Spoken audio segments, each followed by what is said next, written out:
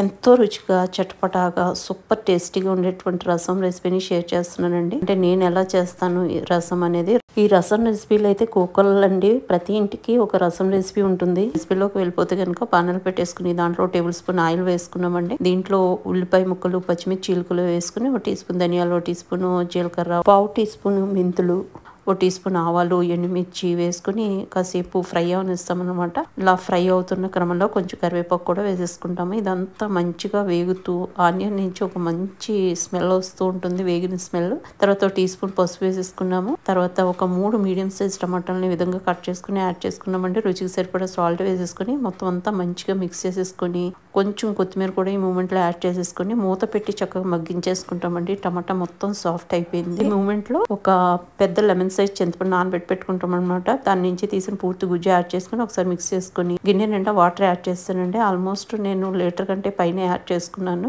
ఈ quantity of మసాలాలకు గాను ఇంకా దీంట్లో కొంచెం కరివేపాకు అదే విధంగా కొత్తిమీర వేసేసుకుని మొత్తం అంతా ఒకసారి మిక్స్ చేసుకుని మద్రాస్ రసం పౌడర్ నేను ఒక గరిటె నిండా వేసుకుంటున్నానండి. చాలా చాలా ఎమ్మిగా ఉంటుంది అనమాట. చాలా టేస్టీగా ఉంటుంది. ఎనీ రసం పౌడర్ మన హోమ్ మేడ్ది కూడా వాడుకోవచ్చండి. ఇప్పుడు మొత్తం అంతా మిక్స్ చేసేసుకొని మనం 5 to 8 minutes పాటు ఈ విధంగా మంచిగా మసాలా ఇస్తామన్నమాట. ఇంకంతేనండి, గుమగుమలాంటి రసం రెడీ అయిపోతుంది. వేడి వేడి అన్నంలో ఈ వేడి వేడి రసం వేసుకొని తిని చూడండి, అద్భుతంగా ఉంటుందన్నమాట. దీనికి ఏదైనా నాన్ వెజ్ కర్రీ కానీ ఏదైనా ఫ్రై కానీ ఏదైనా సరే చాలా బాగుంటుంది ఆ కాంబినేషన్.